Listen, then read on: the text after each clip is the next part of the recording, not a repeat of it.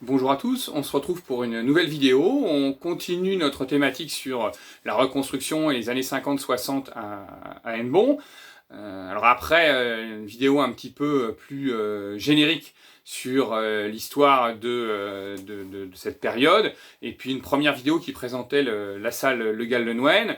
J'aimerais vous parler aujourd'hui d'un immeuble particulier, qui est l'immeuble Le Tallec. L'immeuble Le Tallec, il est situé... Alors, lorsque vous sortez du pont Jeanne-la-Flamme pour rentrer dans Hennebont, vous avez un grand immeuble d'angle qui est au rez-de-chaussée. Il y a un café-bar, qui fait restaurant aussi, je crois, le Talao, me semble-t-il. Et c'est ce bâtiment-là. Ce bâtiment est extrêmement intéressant à plusieurs titres, donc on va un petit peu en parler. Tout d'abord, il a été construit en juillet 1955 par Charles Perrin, Charles Millot et Jean Caillard, donc les trois architectes hennebontais que l'on retrouve dans énormément de réalisations à cette période-là. C'est à eux également que l'on doit la salle Le Gall-le-Noën. On a une construction ici qui est globalement dans l'esprit général des blocs de maisons qui sont des blocs d'immeubles qui sont construits sur cette partie-là. Vous avez aussi remarqué que dans la construction de la ville des années 50, donc de l'autre côté entre la rue Trottier et l'avenue de la Libération, on est sur des blocs d'immeubles avec cour intérieure, des immeubles qui forment une enceinte, et puis tous les bâtiments qui sont en angle, généralement, sont traités avec des façades courbes. C'est exactement le cas ici sur l'hôtel Le Tallec. Petit aparté, cet hôtel a eu les honneurs du gros livre de Philippe Bonnet sur l'architecture du XXe siècle en Bretagne, donc ce qui montre qu'il est identifié comme un bâtiment extrêmement intéressant. Intéressant, pourquoi? Parce que ce bâtiment qui a été construit pour monsieur et madame Le Tallec, une entreprise de confection, eh bien, concentre dans un seul immeuble les différents éléments que constitue l'entreprise, en gros. Vous avez tout en haut, avec la terrasse qui prend en angle eh bien, l'appartement des propriétaires. Ensuite, la longue ligne de fenêtres que vous avez, ce sont les ateliers, donc, où se tenaient les ouvrières de confection. Vous avez ensuite deux niveaux d'appartements. Puis, enfin, en bas, la dimension plutôt magasin économique. On a également la présence sur le côté du quai. On voit un transformateur électrique qui était réservé à l'immeuble, qui permettait ainsi d'alimenter les machines.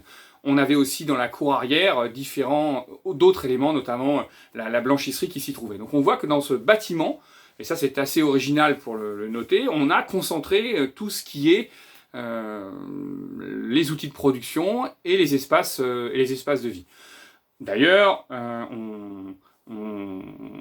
il était de notoriété publique avec le bruit des machines rendait assez difficile la vie dans ces appartements. De plus, le côté avenue de la Libération reçoit très peu la lumière du soleil, donc c'était pas des...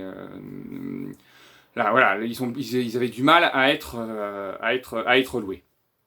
Ce bâtiment, un peu comme les autres bâtiments des années 50 à Hennebont, s'inspire très fortement des grandes théories de l'architecture qui ont été professées beaucoup plus tôt par Le Corbusier. Alors c'est pas du tout du Corbusier, on est d'accord, c'est pas lui qui est là, mais on retrouve quand même quelques éléments, notamment pour Le Corbusier, on a la présence du toit plat, c'est exactement le cas ici, notamment aux parties supérieures, où vous avez cette terrasse et ensuite le toit plat qui est comme un bloc, qui est posé sur l'ensemble. Il a ce qu'on appelle la façade libre, c'est-à-dire que ce type d'architecture eh bien, permet, avec des systèmes de voiles de béton, etc., d'avoir des façades qui sont toutes en courbe. Alors ici, elle n'est pas sinueuse, c'est juste une courbe qui est présente, contrairement à un bâtiment plus traditionnel, où on va avoir besoin de 4 angles, généralement en pierre de taille pour pouvoir maintenir le bâtiment.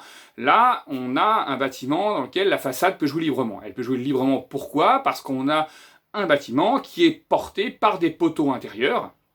Donc la façade n'est plus un élément structurant de l'architecture du bâtiment, mais juste un élément de décor dans lequel on peut jouer, et ça va avoir une autre conséquence extrêmement importante et que l'on voit très très bien ici, c'est l'omniprésence des fenestrages. On va commencer à ouvrir les fenêtres, c'est à cette période-là où on va basculer à avoir des fenêtres qui sont plus larges que hautes. Si vous regardez une maison traditionnelle, alors remontant sans remonter jusqu'à la Longère ou au Manoir, quoique, si vous regardez une maison du début du XXe siècle, vous allez vous rendre compte que, à certaines exceptions près, on est quand même sur des fenêtres qui sont plus hautes, hautes et étroites. Là, avec ce système où on libère le poids sur la façade, eh bien, on peut ouvrir la lumière. On le voit très très bien, notamment sur cet immeuble-là, avec la ligne de fenêtres qui correspond à celle des ateliers. Hein, on a une surface qui est entièrement vitrée sur tout le pourtour du bâtiment. Un autre élément, alors ici j'ai jamais eu la chance de rentrer dans le bâtiment et de voir, mais ce système aussi de poteaux permet ce qu'on appelle le plan libre.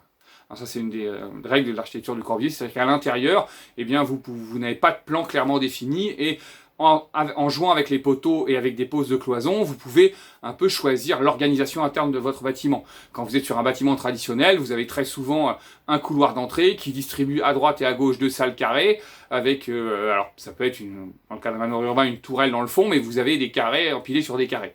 Là, on peut avoir à l'intérieur un plan beaucoup plus libre sur le bâtiment.